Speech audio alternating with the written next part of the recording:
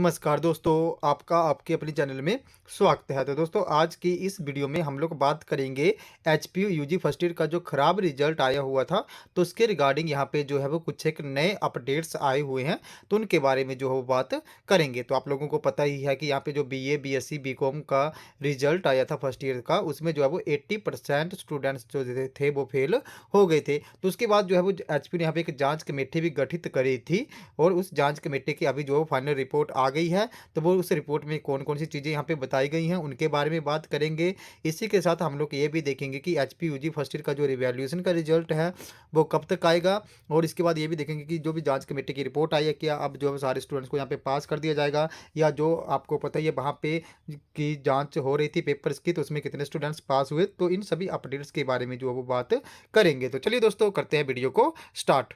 तो यहाँ पे आप लोगों को पता ही था कि एचपीयू ने जांच कमेटी गठित करी है और वो कमेटी जो है उसने जिन भी कॉलेजेस में सबसे ज़्यादा स्टूडेंट्स फेल हुए थे, तो उन कॉलेजेस के जो है वो 5 से लेके 50 पेपर्स की रैंडमली यहाँ पे जो है वो चेकिंग करी थी। तो उस चेकिंग में जब उन्होंने सेकंड राउंड की यहाँ पे चेकिंग करी, तो उसमें पाया गया कि 2000 ऐसे स्टूडेंट्स के पेपर्स थे जो कि 2-3 या से लेके जो है 5 नंबर तक फेल हो रहे थे।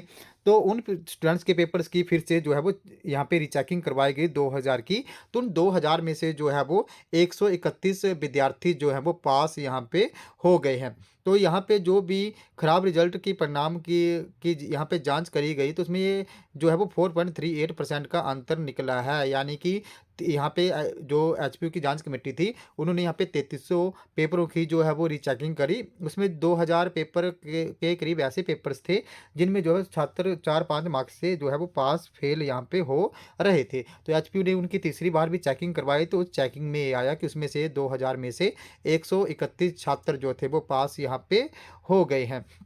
और इसी के साथ जो जांच कमेटी थी, उन्होंने ये भी यहाँ पे जो पाया गया कि जांच में कि जो आईआरपी सिस्टम था और जहाँ पे ऑन स्क्रीन इवैल्यूएशन हुआ था, यानी कि जो कंप्यूटर पे आपके पेपर्स की चेकिंग हुई थी, उसमें कोई भी चूक यहाँ पे नहीं हुई है। यानी कि वहाँ पे प्रॉपर वे में जो है वो चेकिंग हुई है। तो और यहाँ पे ये भी देखा गया कि सबसे ज़्यादा जो छात्र फेल थे, वो यहाँ पे आप लोग देख सकते हो कि जो आपका विज्ञान है, यानी कि सॉरी, जो आपका यहाँ पे एनवायरमेंटल साइंस है, उसमें फेल हुए। और जो आपके यहाँ पे दूसरे लैंग्वेज के सब्जेक्ट्स हैं, उसमें जो है वो सबसे ज़्यादा छात्र यहाँ पे फेल हुए हैं। तो यहाँ पे जांच कमेटी ने जो है एक सिफारिश रखी है कि जो भी एनवायरमेंटल साइंस में छात्र फेल हुए हैं, उनको 5% यहाँ पे ग्रेस मार्क्स दे दें, यानी कि उनको कम से कम यहाँ पे 5 नंबर जो है वो ग्रेस मार्क्स के दे दें। तो इस की यहाँ पे जो है वो जांच कमेटी ने सिफारिश करी है, तो उसमें ये ग्रेस मार्क्स मिलेंगे या नहीं मिलेंगे, अब यहाँ पे एचपीयू की वाइस चांसलर की मीटिंग होगी और उस मीटिंग के बाद ही यहाँ पे जो है वो निर्णय आएगा। तो ये जो जांच कमेटी है वो आज जो है उन्होंने या कल तक ये अपनी जांच कमेटी वाइस चांसलर को सौंप देंगे और उसके बाद जी यहाँ पे वाइस चांसलर जो हैं वो यहाँ पे निर्णय लेंगे। और यहाँ पे जांच कमेटी ने सिफारिश रखी है कि एनवायरमेंटल साइंस में जो है कि प्रदेश भर में ना तो यहाँ पे शिक्षक थे, कॉलेजेस में सारे पद खाली है, किसी भी कॉलेजेस में कोई टीचर नहीं है एनवायरमेंटल साइंस का।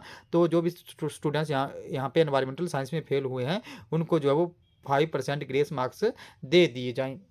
और बाकी यहाँ पे जो सारे काम थे वो सही रहे हैं। अब यहाँ पे कितने ग्रेस मार्क्स मिलते हैं, क्या मिलता है, इस जांच कमेटी के बाद क्या-क्या निर्णय आते हैं, इन सभी निर्णय के पे जो भी रिपोर्ट आएगी वो अब वाइस चांसलर की मीटिंग के बाद ही आएगी। यानी कि इसमें जो भी प्रॉपर अभी फाइनल डिसीजन आएगा वाइस चांसलर की मीटिंग के बाद ही आएगा। वाइस चांसलर ही इस पे जो है वो निर्णय लेंगे और इस पे जो है वो कम से कम अभी 2-3 दिन का और टाइम लगेगा। तो उसके रिगार्डिंग जो भी अपडेट आएगा मैं आपको यहाँ पे बाय वीडियो इन्फॉर्म कर दूँगा। बाकी यहाँ पे मेरे अकॉर्डिंग तो जो भी छात्र फेल हुए हैं वो अपना रिवैल्यूएशन यहाँ पे फिल कर दें, क्योंकि आप यहाँ पे देख सकते हो कि 3300 पेपरों की जांच करी थी, उसमें जो है वो 131 छात्र जो पास हो गए हैं, ये पहले फेल हुए थे। तो कहीं ना कोई यहाँ पे जो चेकिंग हुई थी उसमें भी प्रॉब्लम है, तो आप लोग जो है वो रिवैल्यूएशन फिल कर दो। अब यहाँ पे कुछ एक स्टूडेंट मुझसे पूछ रहे थे कि रिवैल्यूएशन कब तक फिल कर सकते हैं, तो आपके रिजल्ट के 21 डेज के विदिन जो है वो आपको रिवैल्यूएशन का फॉर्म फिल करना होता है। यानी कि किस दिन के अंदर अंदर आपको अपना रिवैल्यूएशन फॉर्म फिल करना होता था। जो भी छात्र फेल हुए हैं